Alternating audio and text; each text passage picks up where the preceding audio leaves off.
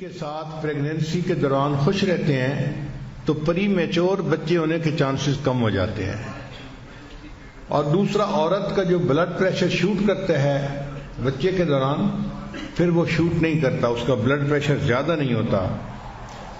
اور تیسری سرچ یہ تھی کہ ایسی مائیں جو پریگنینسی میں خوش رہیں ان کے بچے پہلے سال میں نہیں مرتے. اکثر وہ بچے پہلے سال میں مرتے ہیں جن کی مائیں پریگنینسی کے دوران ڈپریسڈ رہتی ہیں، پریشان رہتی ہیں. تیسرا point, keep your wife active during the last trimester. جو آخری 3 مہینے ہوتے ہیں حمل کے، اس کو لاسٹ ٹرائیمیسٹر کہتے ہیں. اس میں عورت کو ایکٹیو رہنا چاہیے. اس وقت بیبی کا سائز بھی کافی ہو چکا ہوتا ہے اور موومنٹ کافی مشکل ہو جاتی ہے، پینفل ہو جاتی ہے. مگر عورت کام کرتی رہے، ہلتی جلتی رہے، اس سے پھر نارمل ڈلیوری کے چانسز زیادہ ہو جاتے ہیں. مرد کو چاہیے کہ وہ مختصر سا سمپل سا کھانا بنانا بھی سیکھ لے، اس لیے کہ عورت اگر پریگننٹ ہے تو مے بی کہ وہ کوکنگ نہ کر سکتی ہو، تو ایسے وقت میں انڈے بنا لینا یا کوئی ایسی چیز جس کو انسان کھا کے اپنا وقت گزار لے، باہر کے کھانوں کی ضرورت نہ پڑے، یہ بھی ایک اچھی بات ہے.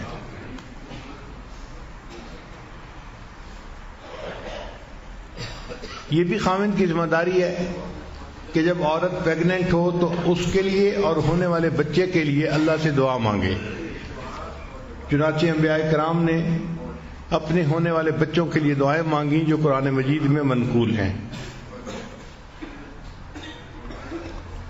آج کل چونکہ الٹرا ساؤنڈ کافی ایڈوانس ہو چکا ہے اور کافی پہلے جنڈر کا پتہ چل جاتا ہے، تو اگر پتہ چل جائے کہ بیبی گرل ہے یا بیبی بوائے ہے تو اس کے حساب سے جو چیزیں ہوتی ہیں وہ بھی خرید لینی ایک اچھی چیز ہے.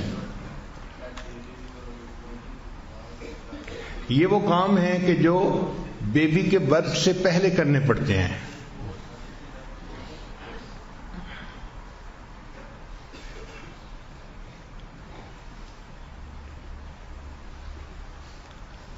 اس کیفیت میں عورت کو کوآپریشن چاہیے ہوتی ہے، عورت کو محبت چاہیے ہوتی ہے، تو عورت کو سپورٹ دینی چاہیے فل، تاکہ اس کو اطمینان ہو ذہنی طور پہ کہ میرا ہسبینڈ میرے ساتھ ہے اور پریگنینسی میں کوئی بھی مشکل ہوگی تو اللہ تعالیٰ کی رحمت ہوگی. درد دل کی جو تکالیف ہیں بہت زیادہ سوئر ہوتی ہیں، بہت سوئر ہوتی ہیں. اس وقت عورت کی یہ کیفیت ہوتی ہے کہ اس کو فیل ہوتا ہے کہ شاید میری جان ہی نکل جائے گی. وہ درد برداشت کرنا اس کے لیے مشکل ہو جاتا ہے. تو ایسے وقت میں خامند کا اس کو تسلی دینا، اچھے بول بولنا، یہ اس کے لیے سکون کا باعث بنتا ہے.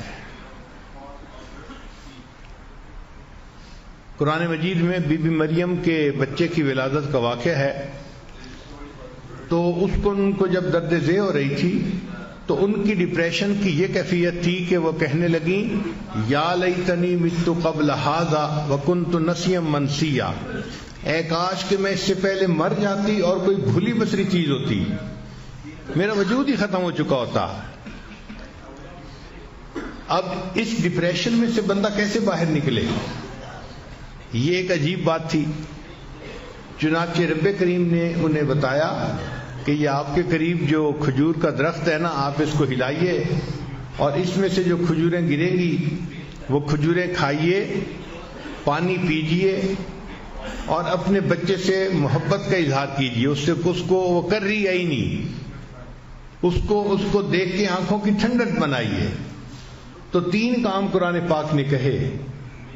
اب عام عقل حیران ہوتی ہے کہ بھئی ولادت کا وقت ہے تو اس وقت تو اس کو کہتے کہ بھئی تم گھی پی لو، فلاں پی لو کہ بچے کی ولادت آسان ہو جائے گی، اور شریعت کہتی ہے کھجوریں کھاؤ. کیا تک بنتا ہے بھئی کھجوریں کھانے کا؟ آج سائنس نے اس بات کو ریسرچ کر کے ثابت کر دیا کہ قرآن پاک میں 1500 سال پہلے جو کہا گیا تھا وہ 100% ٹھیک تھا. اس لیے کہ اس وقت عورت ڈپریشن میں ہوتی ہے، اور ڈپریشن سے نکلنے کے لیے اس کے برین کو خوراک چاہیے، اور برین کی جو خوراک ہے وہ شوگر ہے۔ برین کی خوراک وہ پروٹین نہیں ہے یا کوئی اور چیز نہیں ہے، وہ شوگر ہے، کاربوہائیڈریٹس ہیں، اور جو کھجور ہے یہ صرف کاربوہائیڈریٹس ہے۔ اس لیے جب بی بی مریم نے کھجوریں کھائیں تو وہ پوری کی پوری غذا ان کے برین کو ملی، اور جب برین ڈپریشن سے نکلا تو بیبی بھی آسانی سے ہو گیا۔ تو اس وقت میں میٹھی چیز کا کھانا بھی ولادت میں سہولت کا سبب بنتا ہے۔ ایک صحابی نے اپنی والدہ کو گرمی کے موسم میں اپنے کندھے پہ اٹھا کے اس طرح حج کا طواف کروایا کہ ان کے اپنے پاؤں کے نیچے جوتی بھی نہیں تھی، تو نیچے سخت گرم پتھر تھے، پاؤں جل رہے تھے اور پاؤں میں چھالے بن گئے تھے۔ پھر وہ نبی علیہ السلام کی خدمت میں حاضر ہوئے، اے اللہ کے حبیب صلی اللہ علیہ وسلم، میں نے اپنی والدہ کو اپنی کمر پہ اٹھا کے اس طرح حج کروایا ہے کہ میرے پاؤں میں جوتی بھی نہیں تھی، سخت گرمی میں تکلیف اٹھا کے میرے پاؤں میں چھالے بن گئے، میں چلنے کے قابل نہیں رہا۔ اے اللہ کے حبیب صلی اللہ علیہ وسلم، کیا میں نے اپنی والدہ کا حق ادا کر دیا ہے؟ تو نبی علیہ السلام نے جواب میں فرمایا کہ جب تمہاری ولادت کا وقت تھا اس وقت تمہاری والدہ کو جو دردیں اٹھ رہی تھیں، ہو سکتا ہے کسی ایک درد کا بدلہ تم نے ادا کر دیا ہو۔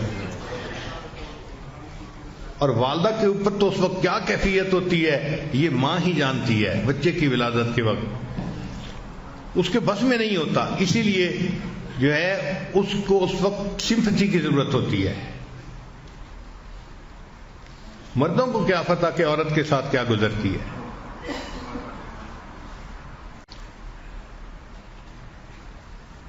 تو ایسے وقت میں غصہ کرنا اور چھوٹی سی بات پہ بگڑ جانا یہ بیوقوفی کی علامت ہے۔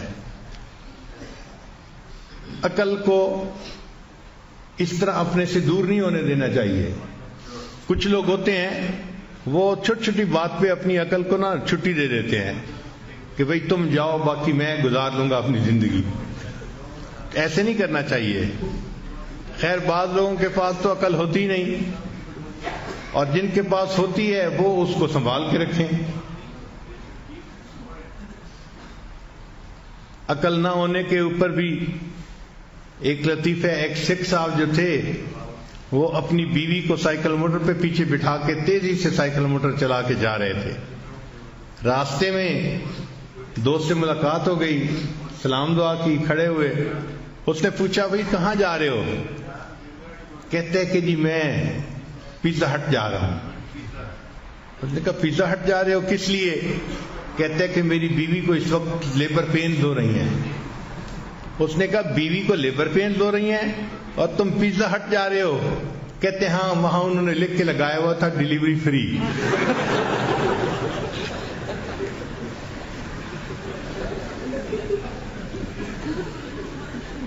تو کئی لوگ عقل سے ہی فارغ ہوتے ہیں، اور جن کو اللہ نے عطا کرے وہ عقل کو اپنے سے رخصت نہ ہونے دے ایسے موقع پہ۔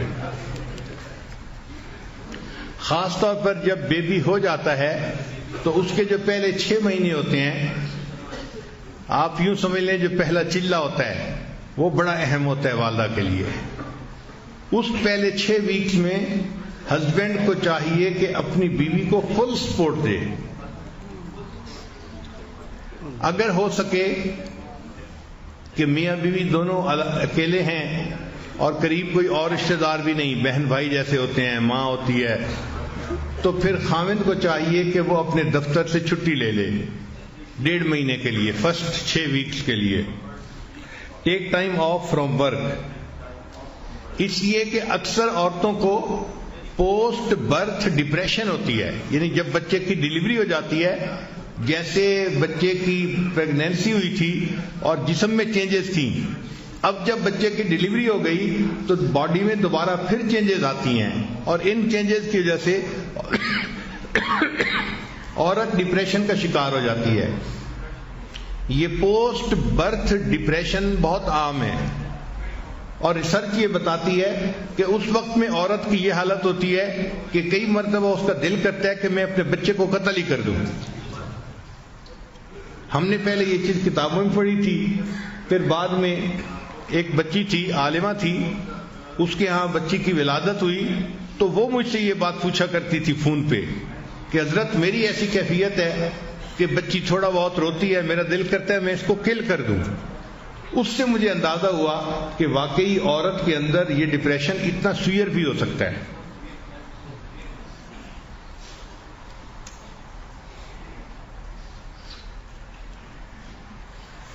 اللہ تعالیٰ کی شان دیکھیں کہ after birth of baby prolactin level is higher in fathers. مرد کے اندر پرولیکٹین لیول جو ہے وہ ہائی ہو جاتا ہے، اور یہ لیول جب ہائی ہوتا ہے تو بندے کے اندر بہت محبت ہوتی ہے دوسرے کے ساتھ تعلق جوڑنے کی. تو اللہ تعالیٰ نے باپ کے اندر اس لیول کو بڑھا دیا تاکہ اب یہ بچے سے بھی اپنا تعلق جوڑے اور اپنے بیوی کے ساتھ مزید جڑے، اس کے اندر یعنی جڑنے کا احساس ہو جائے. اور اس دوران جب بچہ ہوتا ہے تو مرد کے اندر ٹیسٹوسٹیرون لیول جو ہوتا ہے وہ کم ہو جاتا ہے. ٹیسٹوسٹیرون لیول کم ہونے سے وہ جو ایک ہوس ہوتی ہے میٹ کرنے کی وہ اس سے ختم ہو جاتی ہے، یعنی اس کے لیے میٹنگ کے بغیر صبر کے ساتھ رہنا آسان ہو جاتا ہے. یہ بہت چینجز ہیں جو قدرت کر دیتی ہے کہ آنے والے بچے کے بعد ماں باپ کے لیے وقت گزارنا آسان ہو. پھر خامد کی ایک ڈیوٹی ہوتی ہے کہ ملنے والے دوست احباب رشتہ دار وقت بے وقت آتے رہتے ہیں. اس وقت عورت تو بیبی کے ساتھ مصروف ہوتی ہے، وہ نہیں ان کو کچھ کہہ سکتی. خامد کی ذمہ داری بنتی ہے کہ ان کے ٹائمنگز کو وہ کنٹرول کرے. ایسا نہ ہو کہ بیوی سوئی ہوئی ہے تو آنے والے اس کو جگا دیں اور الٹا اس کے لیے پریشانی کا سبب بنے.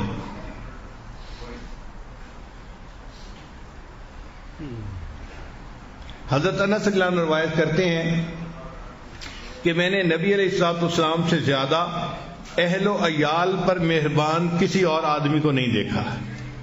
کسی کو زندگی میں اتنا مہربان اپنے اہل و عیال پہ نہیں دیکھا جتنا مہربان میں نے نبی علیہ السلام کو اپنی فیملی کے اوپر دیکھا ہے. تو واقعی جب انسان کو اللہ تعالیٰ باپ بننے کا شرف عطا کرے تو وہ اپنی بیوی پر اپنے بچوں پر اور زیادہ مہربانی کا معاملہ کرے.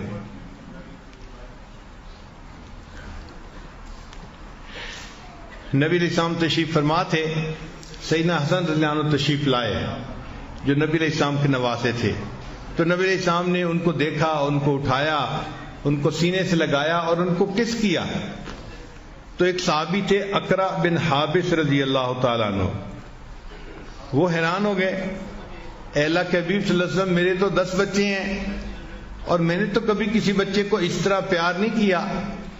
تو نبی علیہ السلام نے فرمایا کہ جو رحم نہیں کرتا اس پر رحم نہیں کیا جاتا. یعنی اگر تم بچوں پر رحم نہیں کرو گے تو اللہ تعالیٰ تم پر رحم نہیں فرمائیں گے.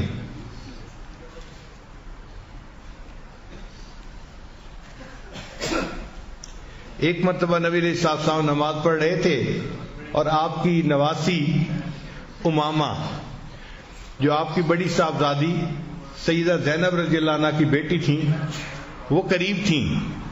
تو نبی علیہ الصلوۃ والسلام نماز پڑھتے ہوئے جب قیام کرتے تھے تو اس کو گود میں اٹھا لیتے تھے، اس چھوٹی بچی کو، اور جب سجدہ کرنے لگتے تھے تو اس کو زمین پہ بٹھا دیا کرتے تھے. پھر دوسری رکعت میں جب کھڑے ہوتے پھر اس کو زمین سے اٹھا کے اپنے بازوؤں میں لے لیتے اور جب سجدہ کرنے لگتے تو دوبارہ پھر اس کو زمین پہ بٹھا دیتے تھے. اللہ کے حبیب صلی اللہ علیہ وسلم نے نماز اس طرح ادا کی کہ ایک چھوٹے بچے کو بھی ساتھ اٹھایا اور اس کو بھی سپورٹ دی. تو اس سے پتہ چلتا ہے کہ نبی علیہ السلام بچوں پر کتنے مہربان تھے. ایک مرتبہ اللہ کے حبیب صلی اللہ علیہ وسلم نے نماز کی جماعت فرمائی تو پھر جلدی مختصر نماز پڑھ کے سلام پھیر دیا اور پھر فرمایا کہ میرا دل چاہتا تھا کہ آج میں لمبی نماز پڑھتا مگر ایک بچے کے رونے کی آواز آئی تو میرے دل میں خیال آیا کہ جو بچہ رو رہا ہے اس کی ماں اگرچہ نماز پڑھ رہی ہوگی مگر اس کا دل تو تڑپ رہا ہوگا، تو ماں کی تکلیف کو دیکھتے ہوئے میں نے نماز کو کم کر دیا۔ یعنی اللہ کے محبوب صلی اللہ علیہ وسلم نے نماز کو کم کر دیا اس لیے کہ ایک ماں یا ایک بچہ تکلیف کی حالت میں تھا۔ تو ہمیں گھر کے لوگوں کو تکلیف میں دیکھ کر ریسپونڈ کرنا چاہیے، یہ نہیں ہے کہ ہمارا تو اس سے کوئی واسطہ ہی نہیں ہے۔ ایک مرتبہ اللہ کے حبیب صلی اللہ علیہ وسلم حضرت حسن رضی اللہ تعالیٰ عنہ کو اپنے کندھے پہ اٹھا کے لے جا رہے تھے۔ اب ایک صحابی نے دیکھا تو بڑے حیران ہوئے کہ نبی علیہ السلام نے اپنے مبارک کندھوں پہ ایک بچے کو بٹھایا ہوا ہے، تو دیکھ کے وہ کہنے لگے کہ اس بچے کی سواری کتنی اچھی ہے۔ جب اس نے یہ کہا تو نبی علیہ السلام مسکرائے اور نبی علیہ السلام نے فرمایا کہ سوار بھی تو بہت اچھا ہے نا، سواری اچھی ہے تو سوار بھی تو بہت اچھا ہے نا۔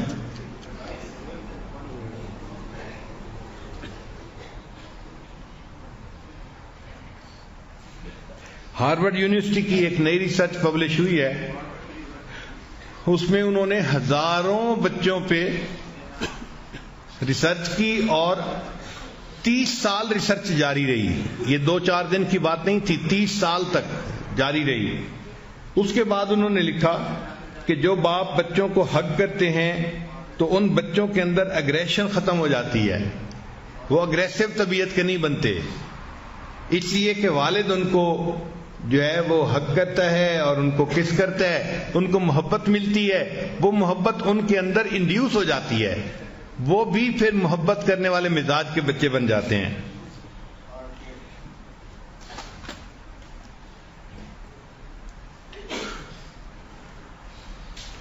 اور جو بچے پرورش کے دوران اپنے باپ کی محبت پاتے ہیں ان کی کامیابی کے چانسز دوسرے بچوں سے 60% زیادہ ہو جاتے ہیں۔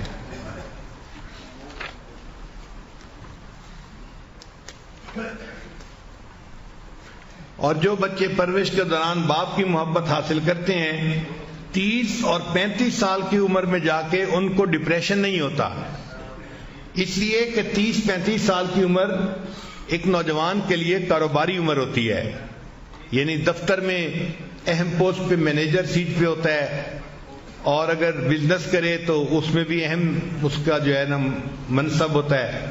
تو 30-35 کی عمر کے جو لوگ ہوتے ہیں ان پہ سٹریسز بہت ہوتے ہیں، لیکن ان سٹریسز کو بھی وہ بچہ کوپ کر جاتا ہے جس کو اپنے باپ کی محبت ملی ہو، ورنہ بہت سارے لوگ جن کو محبت نہ ملی ہو وہ ڈپریشن کا شکار ہونے کی وجہ سے اپنے کاموں کے اندر ناکام ہوتے ہیں۔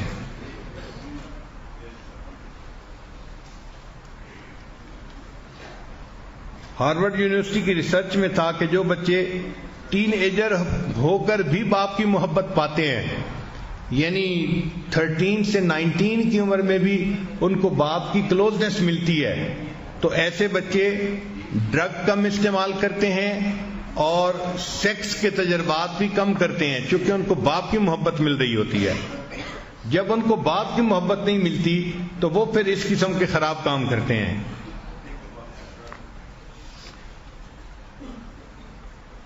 جن بچوں کو پرورش کے دوران باپ کی محبت نہیں ملتی ان کے اسکول سے ڈراپ ہونے کے چانسز ڈبل ہو جاتے ہیں، یعنی وہ اسکول سے پڑھائی چھوڑ دیتے ہیں، پڑھ ہی نہیں سکتے، کوئی 10ویں میں نکل جاتا ہے، کوئی 12ویں میں نکل جاتا ہے، وہ اچھے تعلیم یافتہ نہیں بنتے چونکہ ان کو باپ کی محبت نہیں ملی ہوتی۔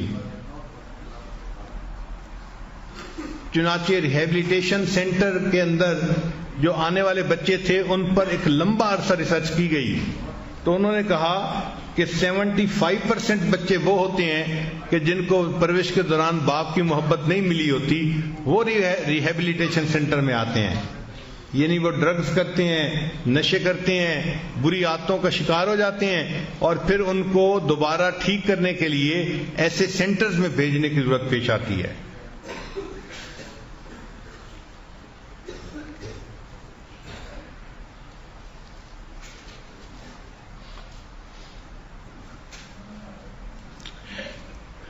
اور ہاسپٹلز کی رپورٹ پہ سٹڈی ہے کہ جو لڑکیاں بغیر باپ کے پلتی ہیں، جن کو باپ کی محبت نہیں ملتی، جن لڑکیوں کو باپ کی شفقت نہیں ملتی، محبت نہیں ملتی، اکثر ان میں سے وہ ہوتی ہیں کہ جو 15 سے 19 سال کی عمر میں پریگننٹ ہو جاتی ہیں اور مائیں بن جاتی ہیں، یعنی شادی سے پہلے مائیں بن جاتی ہیں اس ماحول میں جس ماحول کی ریسرچ ہے یہ.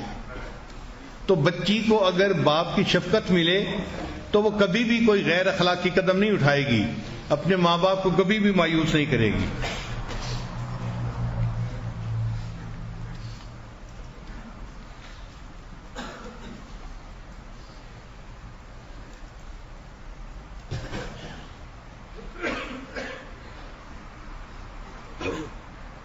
حضرت عبداللہ ابن عمر رضی اللہ عنہ سے روایت ہے کہ نبی علیہ السلام نے ارشاد فرمایا کہ وراثت میں کوئی باپ اولاد کے لیے ادب سے بہتر چیز نہیں چھوڑ سکتا، تو اپنی اولاد کو ادب سکھانا چاہیے، اور یہ ادب ماں باپ مل کے ہی سکھا سکتے ہیں اپنی اولاد کو.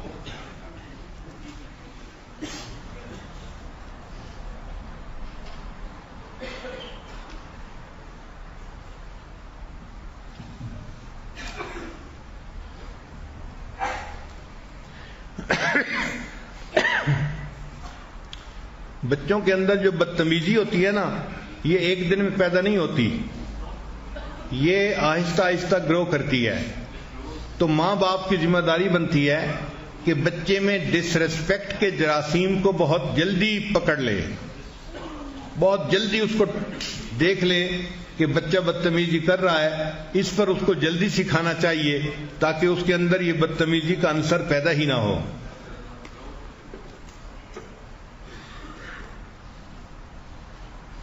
یہ جو سوچ ہوتی ہے نا، وہ جی بچہ ہے کچھ نہ کو بڑا ہو کے ٹھیک ہو جائے گا، یہ بہت غلط سوچ ہے.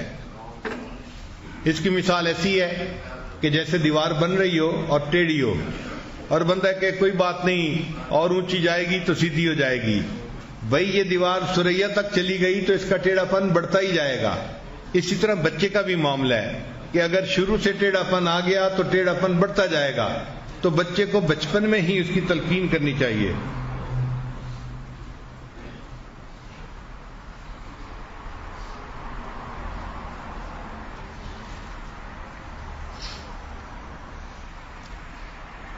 اکثر بچے جو بگڑتے ہیں اس کی بنیاد یا تو ماں باپ کے درمیان ڈائلاگ ہوتے رہتے ہیں، ہر وقت آرگومنٹس ہوتے رہتے ہیں، ایک دوسرے کے ساتھ تکرار ہوتی رہتی ہے، یا ایک دوسرے کے ساتھ موڈ بنے رہتے ہیں، بات نہیں کرتے سیدھے منہ، جس کے اثرات بچے پہ پڑ رہے ہوتے ہیں.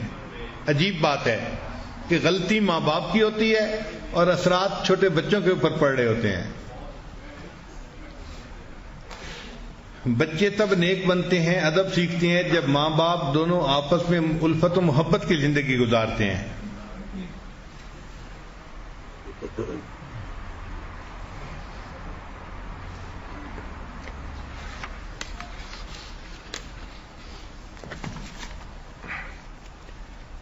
چھوٹے بچے کو چند میجک ورڈ ضرور سکھانے چاہیے، جیسے پلیز کا لفظ استعمال کرنا، ایکسکیوز می کا لفظ استعمال کرنا، سوری کا لفظ استعمال کرنا، تھینک یو کا لفظ استعمال کرنا، جزاک اللہ، شکرن، اس کا لفظ استعمال کرنے.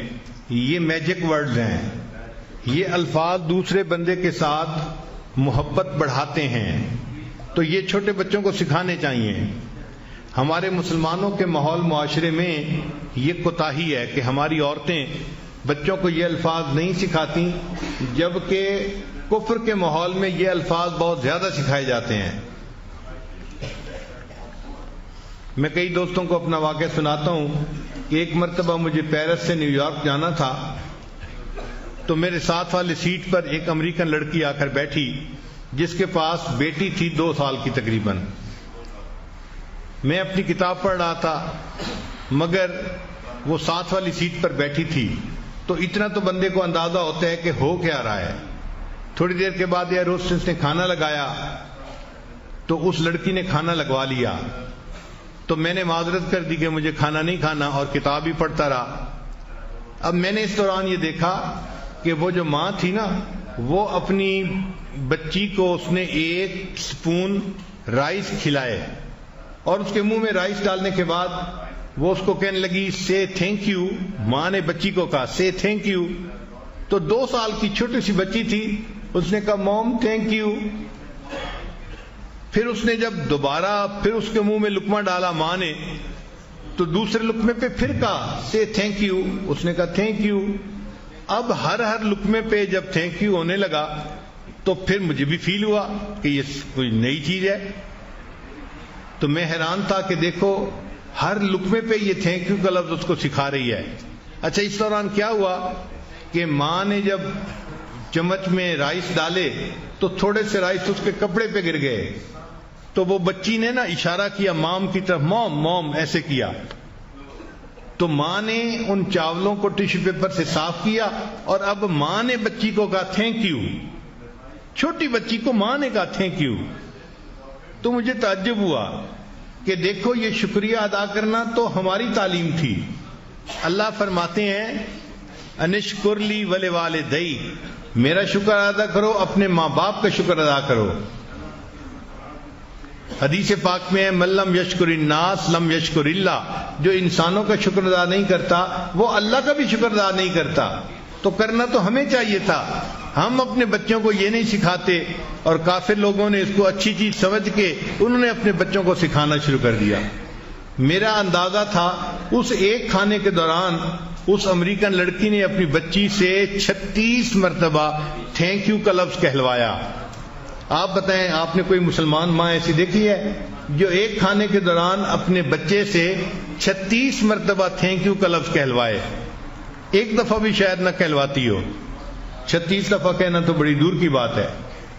اس کا نتیجہ یہ ہوتا ہے کہ ہمارے بچوں کے اندر شکریہ ادا کرنے کی عادت ہی ڈیولپ نہیں ہوتی. چنانچہ ہمارا ایک مدرسہ تھا ورجینیا میں، ایک مرتبہ کوئی 50-60 بچے تھے اور میرے پاس کوئی سویٹس تھیں.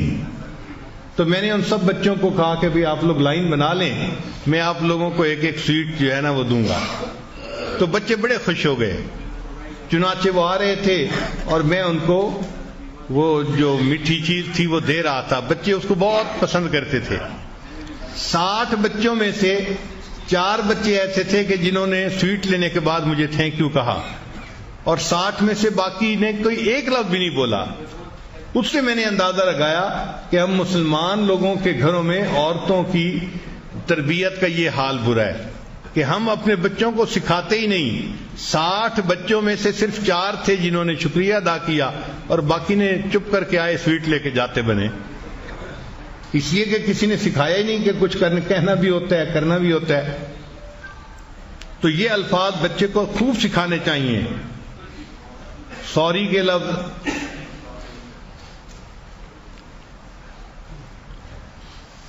ایک دفعہ تو میں حیران ہی ہو گیا. آسٹریلیا میں تھا اور مجھے اپنا بلڈ دینا تھا ٹیسٹ کے لیے، روٹین ٹیسٹ کے لیے. تو ہمارے ایک تعلق والے تھے، ہارٹ سرجن تھے، وہ مجھے اپنے وارڈ میں لے گئے کہ حضرت میں آپ کا بلڈ سیمپل لے کے اور اس کا ٹیسٹ کروا لیں گے. ہم نے کہا بہت اچھا ہے. ان کو میں نے بتایا کہ دیکھیں جو بلڈ نکالنا ہوتا ہے نا اس کے لیے تجربہ کار بندے کی ضرورت ہوتی ہے، کیونکہ میری وینز اتنی زیادہ واضح نہیں ہوتی کہ فوراً ہی اس کا بلڈ نکالا جائے. تجربہ کار بندہ چاہیے. عام ڈاکٹر اگر نکالنا چاہے تو وہ 3-4 ٹرائیاں کرنے کے بعد کہیں جا کے نکالتا ہے. اس نے کہا جی کوئی مسئلہ نہیں، ہم کر لیں گے. چنانچہ وہ گیا. اس کے بعد اس نے جا کے 2 ٹرائیاں کی تو 2 ٹرائیوں میں بلڈ نہیں اس سے نکل سکا. پھر اس نے سوچا کہ اچھا میں دوسرے ڈاکٹر کو بلا لیتا ہوں. تو وہ ایک آسٹریلین ڈاکٹر کو بلا کے لے آیا اور کہنے لگا کہ بھئی اس پیشنٹ کا بلڈ جو ہے نا لینا ہے، سیمپل لینا ہے، تو آپ پلیز میری ہیلپ کر دیں. اس نے کہا بہت اچھا. اب وہ آسٹریلین ڈاکٹر جب آیا تو اس نے آ کے پوچھا کہ پہلے کتنی دفعہ پریک کی ہے؟ اس نے کہا جی 2 دفعہ. تو وہ مجھے کہتا ہے سوری. یعنی جس نے پریک نہیں کیا تھا نا وہ سن کے کہ 2 دفعہ پریک کیا جا چکا ہے وہ مجھے کہتا ہے جی سوری. میں حیران ہوا کہ دیکھو یہ کافر ہے دیکھنے کو، لیکن اس کے اندر یہ ایسی اچھی عادت ہے کہ اس کو دوسرے کی تکلیف کا احساس ہے. پھر اس کے بعد اس نے میرا بازو پکڑا اور وین کی جگہ کو دیکھا اور وہ مجھے تھوڑی تھوڑی دیر بعد سوری سوری سوری کر رہا تھا. میں نے گنا تقریباً کہ بلڈ سیمپل لینے کے دوران اس نے 11 مرتبہ سوری کا لفظ کہا. 11 مرتبہ سوری کا لفظ کہا. میں اس وقت وش کر رہا تھا کہ کاش میرے اندر یہ عادت ہوتی کہ میں بھی اپنی غلطیوں کے اوپر اس طرح سوری کرتا. ایک کافر ہے اور اس کے اندر اتنا سوری کرنے کی عادت ہے. ہم مسلمانوں کے اندر کیوں نہیں ہے؟ ہونی تو ہمارے اندر چاہیے تھی. یہ تربیت کی کوتاہی، تربیت کی کمی کی وجہ سے ہے.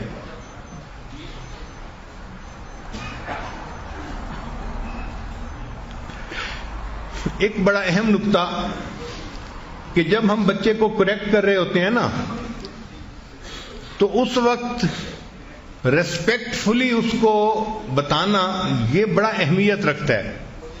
ہم غصے میں بتاتے ہیں، بچے کو فیل ہوتا ہے کہ امی مجھ سے نفرت کرتی ہے، ابو مجھ سے نفرت کرتے ہیں، مجھ سے ہیٹ کرتے ہیں. ہم غصے کا منہ بناتے ہیں، تجھے بتایا نہیں ہے، تجھے سمجھایا نہیں ہے.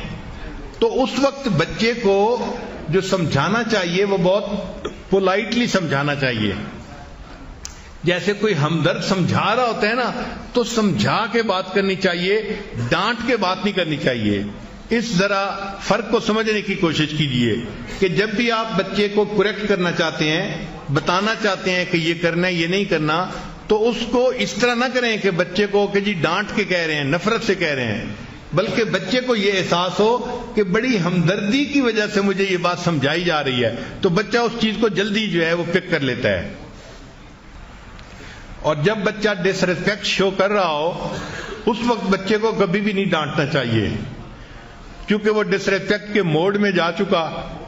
اب جتنا ڈانٹیں گے تو اس کے اندر نفرت کے جذبات بڑھیں گے، کم نہیں ہوں گے. اس وقت بچے کو خاموش ہو کے الگ ہو جانا چاہیے اور اکیلا چھوڑ دینا چاہیے، تاکہ اس کا پارا جلدی اتر جائے، تاکہ اس کا غصہ جلدی ختم ہو جائے. چنانچہ بچے کے حقوق ماں باپ پر ہوتے ہیں. بچے کو اچھا کھانا کھلانا، اچھے کپڑے پہنانا. پھر بچہ بڑا ہو جائے تو اس بچے کو علم سکھانا، پھر گھوڑ سواری سکھانا، تیر اندازی سکھانا، سوئمنگ سکھانا.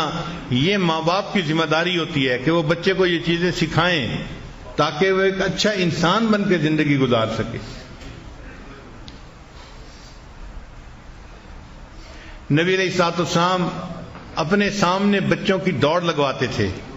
اللہ کے محبوب صلی اللہ علیہ وسلم، حدیث مبارکہ میں ہے کہ آپ صلی اللہ علیہ وسلم جو خاندان کے بچے تھے تو آپ تشریف فرماتے تھے اور ان سب کی ایک لائن بنوا دیتے تھے اور ان کو فرماتے تھے کہ تم دوڑ کے میرے پاس آؤ. تو بچے دوڑتے تھے اور ایک بچہ جو ہے وہ نبی علیہ السلام کے اوپر آتا تھا تو نبی علیہ السلام اس کو بازوؤں میں لے کے سینے سے لگا لیتے تھے. پھر دوسرا بچہ اس کے اوپر آتا تھا، تیسرا اس کے اوپر، چوتھا اس کے اوپر. سارے بچے ایک دوسرے کے اوپر اس طرح آتے تھے. بچے بھی انجوائے کرتے تھے، نبی علیہ السلام بھی خوشی کا اظہار فرماتے تھے.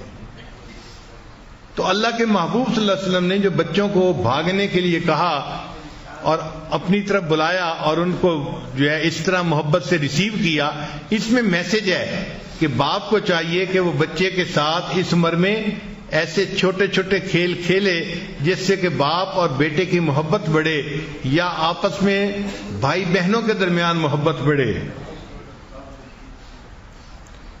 ایک اور اہم نقطہ، بچے کی تربیت کے دوران بچے کو یہ اچھی طرح سکھانا چاہیے کہ زندگی میں محنت کرنی بڑی ضروری ہے.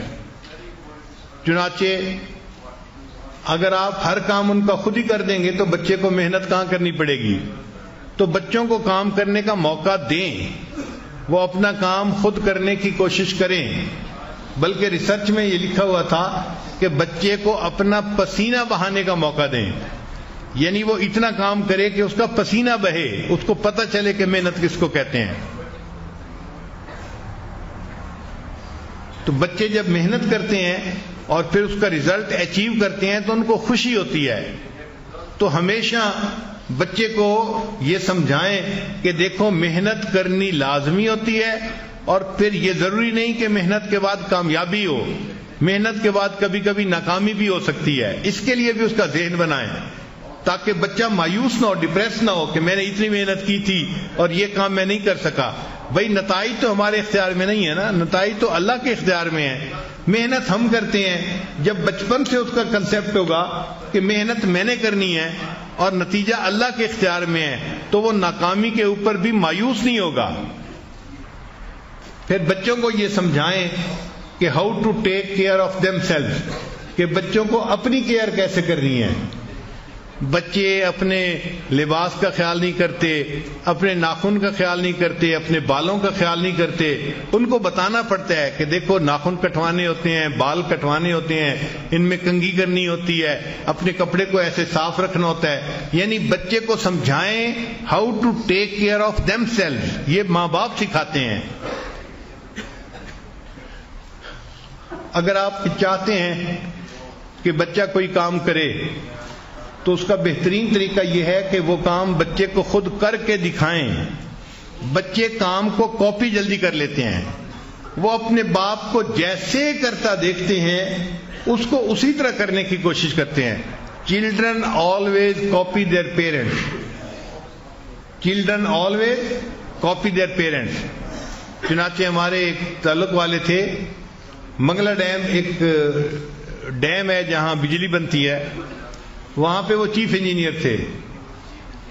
تو ان کو روزانہ کالز آتی تھی منسٹرز کی، لوگوں کی، کہ شٹ ڈاؤن ہو رہا ہے، کیوں ہو گیا، کیا پروگرام ہے، کیسے ہے. تو ان کو کالیں بہت آتی رہتی تھیں.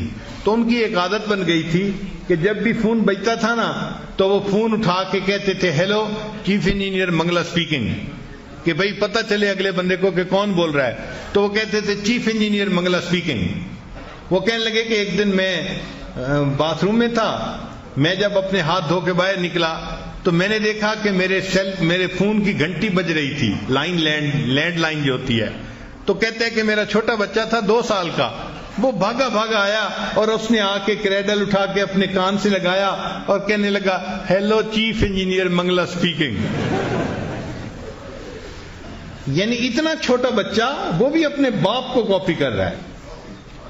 تو children always copy their parents.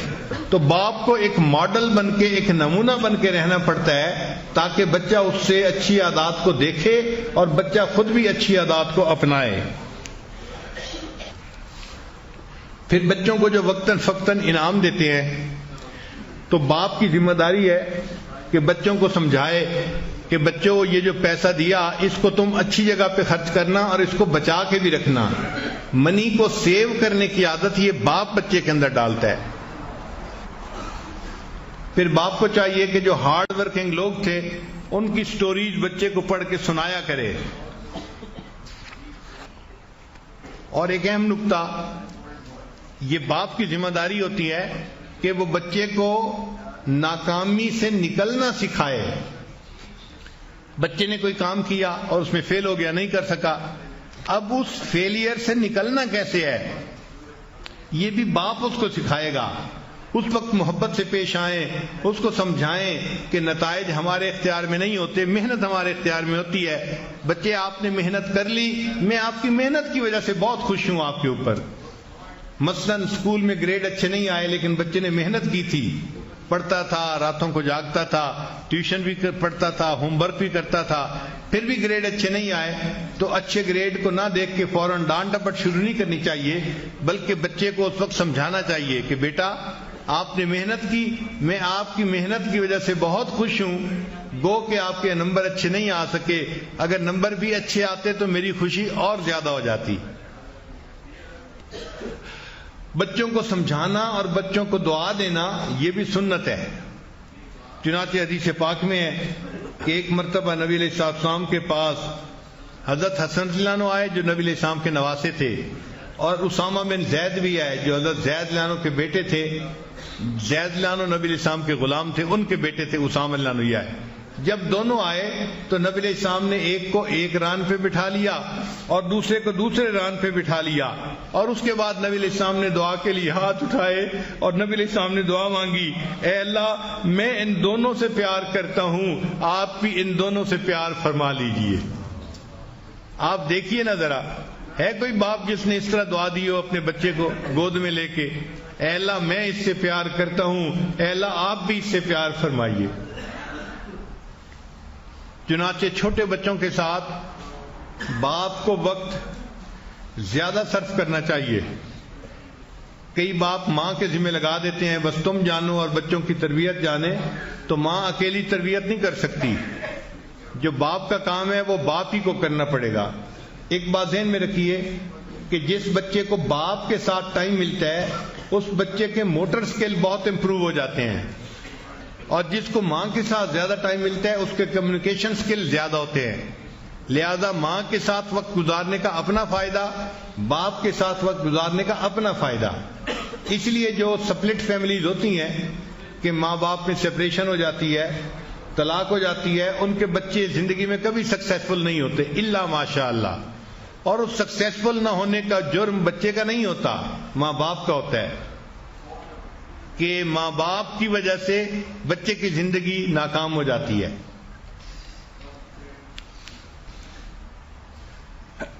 ام خالد بن سعید ایک صحابی ہیں، یہ اپنے بچپن کا واقعہ سناتی ہیں کہ میرے والد مجھے لے کر نبی علیہ السلام کی خدمت میں گئے. میں اس وقت چھوٹی سی بچی تھی اور میں نے پیلے رنگ کا کپڑا پہنا ہوا تھا، لباس پہنا ہوا تھا، پیلے رنگ کا کرتا پہنا ہوا تھا. وہ کہتی ہیں کہ جب میں نبی علیہ السلام کی خدمت میں پہنچی تو میں نے نبی علیہ السلام کی انگوٹھی کو دیکھا.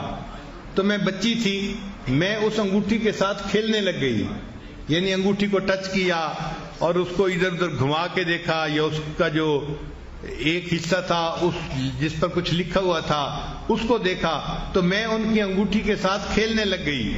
تو میرے والد مجھ سے ناراض ہونے لگے کہ تو نبی علیہ السلام کی انگوٹھی کے ساتھ کیوں کھیل رہی ہے.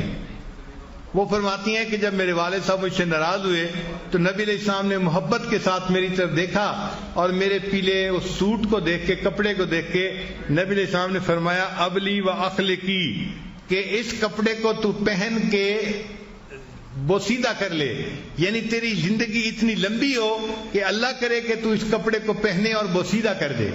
یعنی کسی کو لمبی عمر کی دعا دینے کے لیے یہ کہا جاتا تھا کہ تو اس کپڑے کو اتنا پہنے کہ یہ کپڑا پہنتے پہنتے بوسیدہ ہو جائے. وہ کہتے ہیں کہ نبی علیہ السلام نے 3 مرتبہ مجھے یہ دعا دی، حتیٰ کہ میرے والد کی آنکھوں سے آنسو آ گئے. میرے والد نے رونا شروع کر دیا کہ میں تو بچے کو ڈانٹ رہا ہوں کہ تم نبی علیہ السلام کی انگوٹھی سے کیوں کھیل رہی ہو، اور نبی علیہ السلام اتنے شفیق کہ وہ دعائیں دے رہے ہیں، اے بچی تم اس کپڑے کو اتنا پہنو کہ یہ پرانا ہو جائے، تمہیں اللہ صحت والی زندگی عطا فرمائے.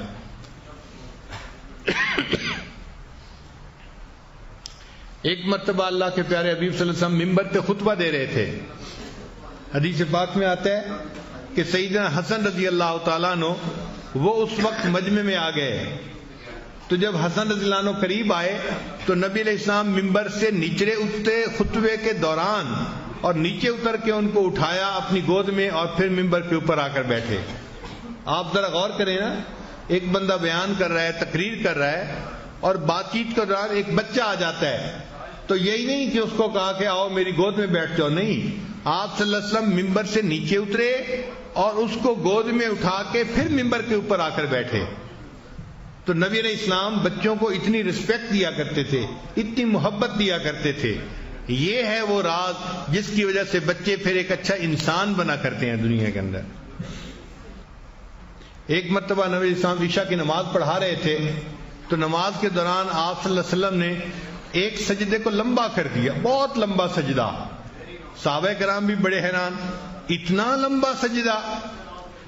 بالآخر جب سجدے سے اٹھے اور سلام پھیرا مکمل کی نماز تو صحابہ نے دیکھا کہ نبی علیہ السلام کے پاس ایک بچہ تھا. اصل میں سیدنا حسین رضی اللہ عنہ اس وقت آئے تھے اور وہ نبی علیہ السلام کے پیٹھ کے اوپر چڑھ گئے تھے، کمر مبارک کے اوپر چڑھ گئے تھے. تو جب وہ کمر کے اوپر چڑھ گئے تو نبی علیہ السلام نے اپنے سجدے کو لمبا کر دیا. جب اس کا دل چاہا وہ نیچے اترا، تب نبی علیہ السلام نے سجدے کو مکمل کیا.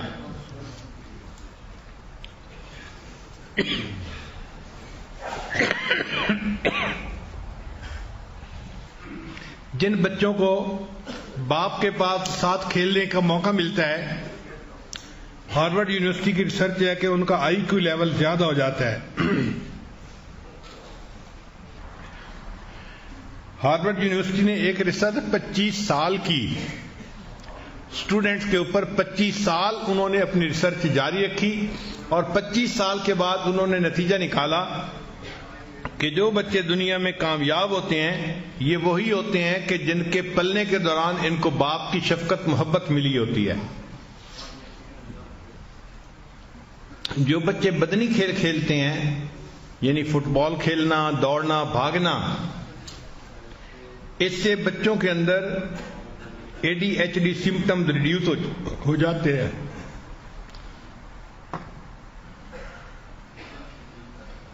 اور بچوں کے اندر سٹریس لیول بھی ریڈیوس ہو جاتا ہے. اور کھیلنے کے دوران بچوں کو دھوپ میں وٹامن ڈی ملتی ہے، اس وٹامن ڈی سے بھی بچے کی طبیعت کے اندر تازگی آتی ہے. 2 وقت ہوتے ہیں جب بچے بہت جلدی سیکھتے ہیں، ہمیشہ اس وقت کا فائدہ اٹھانا چاہیے. ایک بچے جیسے ہی گاڑی میں بیٹھیں گے نا تو وہ لرننگ بورڈ میں چلے جاتے ہیں، اس لیے وہ کوسچنز کے اوپر کوسچن پوچھتے ہیں، ایک کوسچن، دوسرا کوسچن، تیسرا کوسچن. تو ماں باپ کو پتہ ہونا چاہیے کہ بچے جیسے ہی گاڑی میں بیٹھیں گے تو یہ لرننگ موڈ میں آئیں گے، تو اس وقت ان کو ڈانٹ ڈپٹ نہیں کرنی، بلکہ ان کو ہم نے اس وقت اچھی اچھی باتیں سمجھانی ہیں، سکھانی ہیں. اور دوسرا، بچے کھانے کے دوران پھر کوسچن بہت پوچھتے ہیں، اس وقت بھی ان کو ڈانٹنے کے بجائے ان کو اچھی باتیں سکھانی چاہیے. اور تیسرا، رات کو جب بچے سونے لگتے ہیں تو اس وقت بھی وہ لرننگ موڈ میں ہوتے ہیں، تو اپنی ماں سے کوسچن پوچھتے ہیں، سٹوری سنتے ہیں، پھر سوتے ہیں. تو یہ اللہ نے ان کا ایک نیچرل سسٹم ایسا بنا دیا ہے. تو ایسے وقت کو یوٹیلائز کرنا چاہیے. ماں کو چاہیے کہ وہ بھی سٹوریز سنبھال کے رکھے اور سوتے وقت بچے کو سمجھائے اور اس سے اچھا نتیجہ نکالے، بچے کو پتہ چلے کہ مجھے زندگی میں کیا بننا ہے. ہارورڈ یونیورسٹی کے ریسرچ ہے کہ جو بچے یونیورسٹی میں A گریڈ لیتے ہیں، یہ ہائی اچیور بچے سب وہی ہوتے ہیں کہ جو کمبائنڈ ماں باپ کی ایفرٹ سے پلتے ہیں. یعنی سپلٹ فیملی کے بچے ہائی اچیور کبھی نہیں بنتے.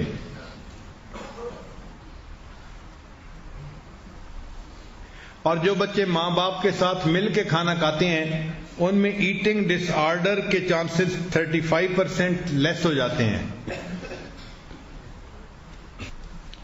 اور ان بچوں میں اوور ویٹ ہونے کے چانسز 12% کم ہو جاتے ہیں. ایسے بچے ڈرگز سے بھی دور رہتے ہیں جو اپنے ماں باپ کے ساتھ مل کے کھانا کھاتے ہیں. پھر اسی ریسرچ میں یہ بات بھی ہے کہ کھانے کے دوران آپ اپنے بچے سے کچھ کوسچن ضرور پوچھیں، اس سے آپ کو بچے کی شخصیت کا اندازہ ہوگا. پہلا، بچہ آپ بڑے ہو کے کیا بنو گے؟ یہ کوسچن بچے سے سمپل سا چھوٹا سا کوسچن ضرور پوچھیں تو بچہ بتائے گا میں نے کیا بننا ہے، عالم بننا ہے، حافظ بننا ہے، میں نے مفتی بننا ہے، یا میں نے انجینئر بننا ہے، ڈاکٹر بننا ہے، کیا بننا ہے. تو بچے سے اس کے زندگی کے آبجیکٹیوز کے بارے میں ضرور جو ہے پوچھیں. پھر بچے سے یہ پوچھیں کہ بچے یہ بتاؤ کہ گاڑی میں سیٹ بیلٹ باندھنا کیوں ضروری ہے؟ تو چھوٹا بچہ بتائے گا کہ کیوں ضروری ہے. اگر صحیح جواب دے تو اچھا، نہیں تو آپ سمجھائیں اس کو کہ سیٹ بیلٹ کے فائدے کیا ہیں. اس کا فائدہ یہ ہوگا کہ جب وہ کل کو گاڑی میں بیٹھے گا تو سیٹ بیلٹ باندھنے میں نخرے نہیں کرے گا، تنگ نہیں کرے گا. ایک کوسچن یہ بھی پوچھیں کہ بچے بتاؤ تمہارا پسندیدہ مضمون کون سا ہے؟ تو کسی کو میتھمیٹکس پسند ہوتا ہے، کسی کو لینگویج پسند ہوتی ہے، کسی کو ہسٹری پسند ہوتی ہے. تو جو اس کو لینگویج مضمون پسند ہوگا وہ اس کی شخصیت کی عکاسی کرے گا. بچے سے یہ کوسچن پوچھے بچے ہم اپنے گھر کے ماحول کو بہتر کیسے بنا سکتے ہیں؟ حالانکہ وہ بچہ بہت چھوٹا ہے، وہ یہ بات نہیں بتا سکتا، لیکن اس کی اپنی ایک دنیا ہے نا. تو یہ دیکھیں کہ اپنی دنیا میں اس کی سوچ کیا ہے کہ گھر کا ماحول کیسے بہتر ہو سکتا ہے. ہو سکتا ہے وہ جواب دے کہ ابو پلیز آپ غصہ کم کیا کریں. اس لیے پھر ایسے کوسچن ہم پوچھتے نہیں بچوں سے. ایک بہت اہم کوشچن، بچے سے یہ کوشچن ضرور پوچھیں، بیٹے آپ نے کبھی کسی کی خدمت کی ہے اللہ کی رضا کے لیے؟ کسی کی مدد کی ہے اللہ کی رضا کے لیے؟ تو بچہ نیریٹ کرے کہ اس نے کسی کلاس فیلو کو اللہ کے لیے ہیلپ کیا، کسی دوست کو اللہ کے لیے ہیلپ کیا، اس نے کسی پہ ترس کھایا، اس نے کسی کے غم میں اس کا ساتھ دیا۔ اس چیز کے پوچھنے سے اس بچے کے اندر یہ صفات اور زیادہ ہو جاتی ہیں، اور بچہ اگر ایسے واقعات سنائے تو اس بچے کو خوب اپریشیٹ کرنا چاہیے کہ بچے آپ نے یہ کیا، مجھے سن کے بہت خوشی ہوئی کہ اس کا دل حساس ہے، وہ محسوس کرتا ہے دوسرے کی تکلیف کو۔ پھر جب بچے اسکول جانے والے ہوں تو ان کے جو اسکول کے ایونٹس ہوتے ہیں، ماں باپ کو اس میں دلچسپی رکھنی چاہیے۔ بچے کو پتا ہو کہ میرے گریڈ اچھے آئے ہیں، میرے والدین آئیں گے تو مجھے ان کے سامنے جو ہے وہ سرٹیفکیٹ ملے گا، تو بچہ اور خوش ہوتا ہے اور اچھا اچیور بننے کی کوشش کرتا ہے۔ اور اگر اس نے برے گریڈ لیے ہوں تو اس کو احساس ندامت ہوتی ہے اور وہ سوچتا ہے کہ نہیں، آئندہ میں نے اپنے ماں باپ کو نادم و شرمندہ نہیں ہونے دینا۔ پھر بچے کو سمجھائیں کہ دوسروں کی کیئر کرنا اس کو ہمیشہ پریورٹی دیا کرے۔ ایک ہوتا ہے نا اپنی کیئر کرنا، یہ بھی ضروری ہے، ایک ہوتا ہے دوسرے کی کیئر کرنا۔ تو بچے کو سمجھائیں کہ دوسرے کو کیئر کرنا اس کو پریورٹی دیں گے تو اس پر اللہ تم سے راضی ہو جائیں گے، تو بچے کے اندر خدمت خلق کا جذبہ پیدا ہو جائے گا۔ Provide opportunity to children to show empathy for others۔ Sympathy تو بچے جلدی سیکھ لیتے ہیں، ایمپتھی بچے نہیں سیکھ سکتے۔ ایمپتھی کہتے ہیں کہ کسی بندے کے ساتھ کوئی برا معاملہ ہو تو اس کے بعد اس کو تسلی دینا، اس کو انکریج کرنے کی باتیں کرنا۔ پھر بچے کو اپنی اینگر کنٹرول کرنا سکھائیں۔ اگر بچہ کسی وقت غصے میں آ جائے تو اس کو سمجھائیں کہ بیٹے آپ کو غصہ آ گیا، آپ بیٹھے ہیں تو آپ کھڑے ہو جائیں، آپ کھڑے ہیں تو آپ دوسرے کمرے میں چلے جائیں، آپ وضو کر لیں، آپ نہا لیں، تاکہ اس بچے کو پریکٹیکلی پتا چلے کہ میں نے اپنے غصے کو کنٹرول کیسے کرنا ہے۔ پھر بچوں کو فیئرلی ٹریٹ کرنا چاہیے۔ عام طور پہ دیکھا ہے کہ بیٹے کو تو بہت شہزادے کی طرح رکھتے ہیں اور بیٹی کو بہت نظر انداز کر دیتے ہیں، ایسے نہیں کرنا چاہیے۔ وہ بھی چائلڈ ہے اور وہ بھی چائلڈ ہے، تو براٹ اپ کرنے میں دونوں کو بہت فیئرلی ڈیل کرنا چاہیے۔ چنانچہ ایک صحابی نے اپنے ایک بچے کو کوئی چیز دی تو نبی علیہ السلام نے اس سے پوچھا کیا آپ نے دوسرے بچوں کو بھی یہ چیز دی؟ تو اس نے کہا کہ میں نے دوسروں کو تو نہیں دی۔ نبی علیہ السلام نے فرمایا اللہ سے ڈرو اور بچوں کے ساتھ برابری کا سلوک کیا کرو، اللہ سے ڈرو اور بچوں کے ساتھ برابری کا سلوک کیا کرو۔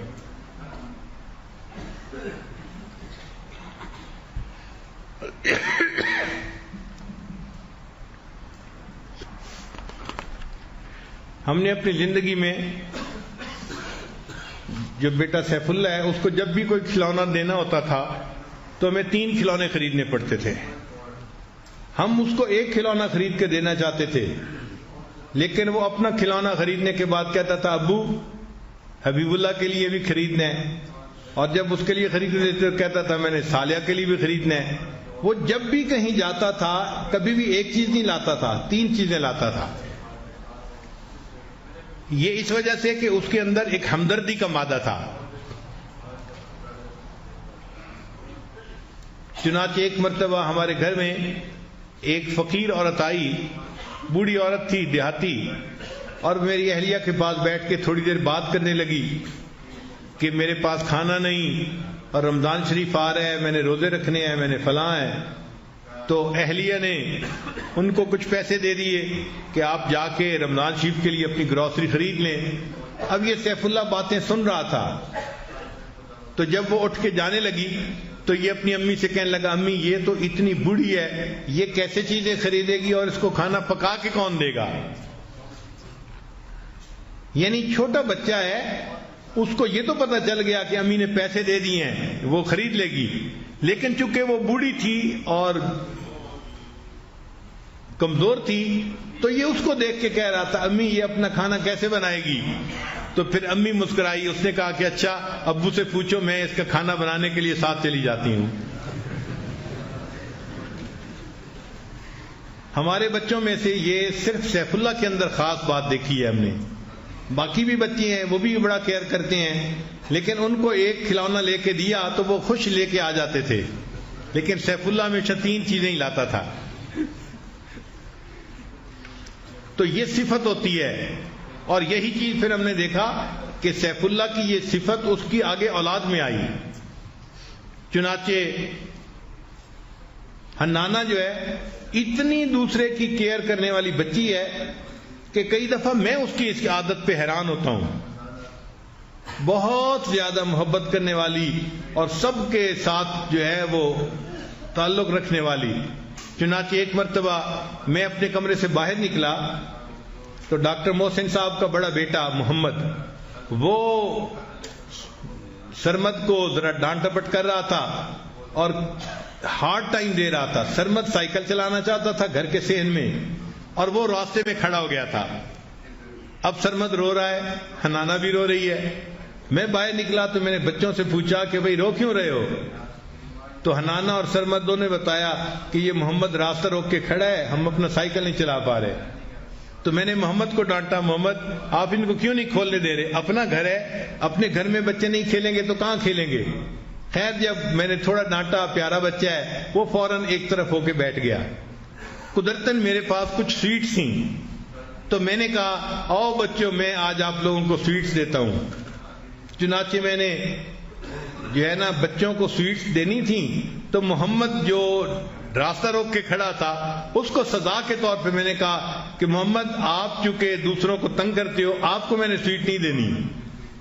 اب یہ بات سن کے جو محمد تھا ڈاکٹر صاحب کا وہ تھوڑا سیڈ ہو گیا کہ مجھے سویٹ نہیں ملے گی، تو میں نے باقی سارے بچوں کو سویٹ تقسیم کر دی۔ جب میں نے سب کو دے دی نا تو اس کے بعد حنانہ میرے پاس آئی اور مجھے کہنے لگی دادا ابو محمد کو بھی دے دیں۔ یعنی جس کی وجہ سے وہ پریشان ہو رہی تھی، جب اس بچے کو ڈپرائیو کیا تو وہ کہنے لگی نہیں نہیں آپ اس کو ڈپرائیو نہ کریں، اس کو بھی آپ سویٹس دے دیں۔ تو اس وقت میرے دل میں بات آئی کہ واقعی بچوں کے اندر یہ جو دوسرے کی کیئر ہے یہ ایک صفت ہوتی ہے جو بچپن میں پیدا ہوتی ہے، اور یہ بچے پھر بڑی عمر کے ہو کے دوسرے احسانوں کا احساس کرتے ہیں، ان کے غم کو اپنا غم سمجھتے ہیں اور ان کی خوشی کو اپنی خوشی سمجھتے ہیں۔ اللہ تعالیٰ ایسا حساس دل ہر ایک کو عطا فرمائے، ورنہ بہت سارے لوگ تو اتنے بے حس ہوتے ہیں احساس ہی نہیں ہوتا۔ ہم نے نوجوانوں کو دیکھا ہے، بیوی رو رہی ہوتی ہے اور ان کو کوئی احساس نہیں ہوتا کہ ہم اس کو رلا رہے ہیں، ماں رو رہی ہوتی ہے بچوں کو احساس نہیں ہوتا، بہن روتی ہے بھائی کو احساس نہیں ہوتا۔ یہ بے حس ہونا اللہ تعالیٰ کو بہت ناپسند ہے۔ تو یہ چیزیں بچے کے گروتھ کے دوران اس کے اندر پیدا کرنی چاہیے تاکہ بچہ ایک اچھے اخلاق والا بچہ بن کر جو ہے آگے آئے۔ حضرت عمر بن عبدالعزیز رحمۃ اللہ علیہ ایک بہت کامیاب باپ تھے، بہت کامیاب باپ تھے۔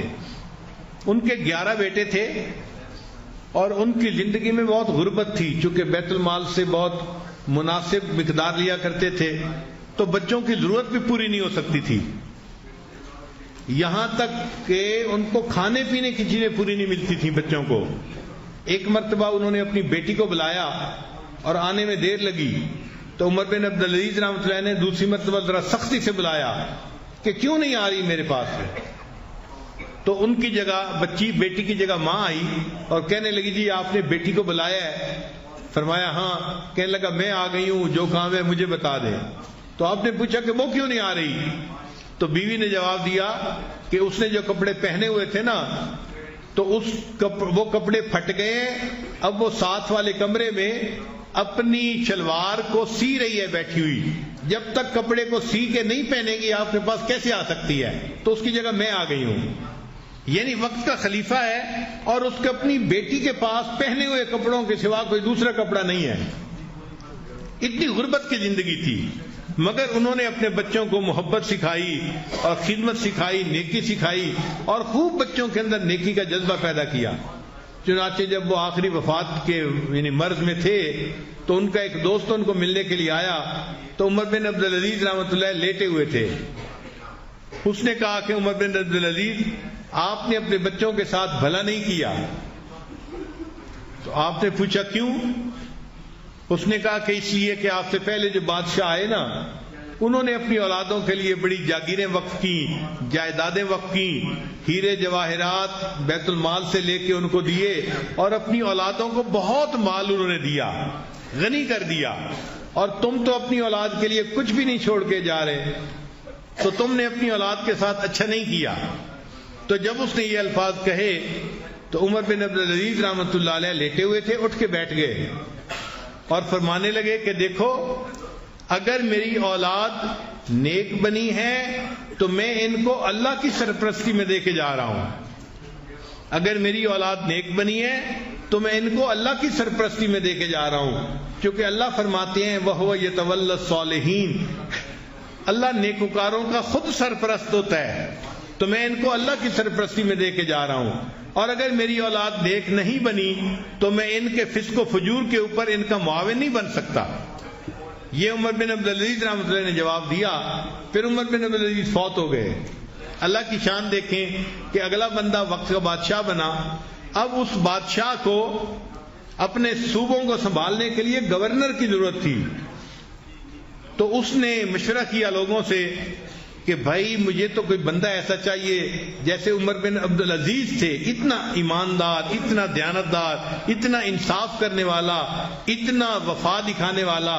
تو انہوں نے کہا کہ میاں اگر تمہیں عمر بن عبدالعزیز جیسا بندہ چاہیے تو ان کا جو بڑا بیٹا ہے نا وہ بالکل باپ جیسا ہی ہے، اس کو لے لو۔ چنانچہ جو بادشاہ تھا اس نے ان کے پہلے بیٹے کو گورنر بنایا۔ اب جو بچہ گورنر بنا، چونکہ اس کو باپ نے محنت کرنا سکھایا تھا اور رزق حلال کمانا سکھایا تھا، دیانت سکھائی تھی، امانت سکھائی تھی، اس نے اتنا اچھا کام کیا کہ چند دنوں کے بعد بادشاہ نے اس سے پوچھا یار تمہارا کوئی اور بھائی بھی ہے؟ اس نے کہا میرا ایک اور بھائی بھی ہے، مجھ سے اتنے سال چھوٹا ہے اور وہ بھی میری بالکل کاپی ہے۔ اس نے اس دوسرے بچے کو ایک اور صوبے کا گورنر بنا دیا۔ جب دو گورنر بنے، انہوں نے اتنا اچھا کام کیا کہ پھر اس بادشاہ نے ان کے تیسرے بھائی کو گورنر بنا دیا۔ کتابوں میں لکھا ہے ایک ایسا وقت بھی آیا عمر بن عبدالعزیز کے 11 بیٹے 11 صوبوں کے ایک وقت میں گورنر بنے ہوئے تھے۔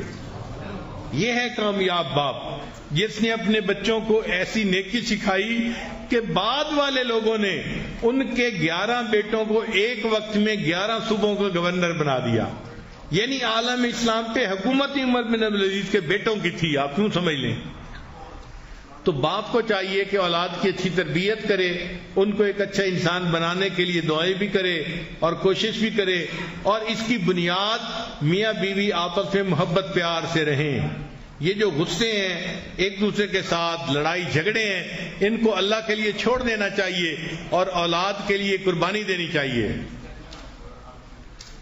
ہمارے علاقائی زبان میں کہتے ہیں لڑن مجھاں تے خینس بوٹیاں نو، کہ بھینسیں آپس میں لڑتی ہیں اور نیچے جو چارہ ہوتا ہے نا وہ خراب ہو جاتا ہے۔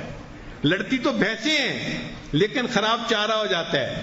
اسی طرح لڑتے ماں باپ ہیں اور بچے خراب ہو جاتے ہیں۔ تو اس لیے ماں باپ کو چاہیے کہ وہ بچوں کی خاطر قربانی دیں، آپس میں الفت و محبت سے رہیں، بچوں کی اچھی تربیت کریں تاکہ یہ بچے ایک اچھے انسان بنیں اور دنیا میں بھی کامیاب ہوں اور اللہ کی نظر میں بھی کامیاب ہوں۔ اللہ تعالی ہمیں ایک اچھا باپ بن کر زندگی گزارنے کی توفیق عطا فرمائے۔ وآخر دعوانا ان الحمد للہ رب العالمین۔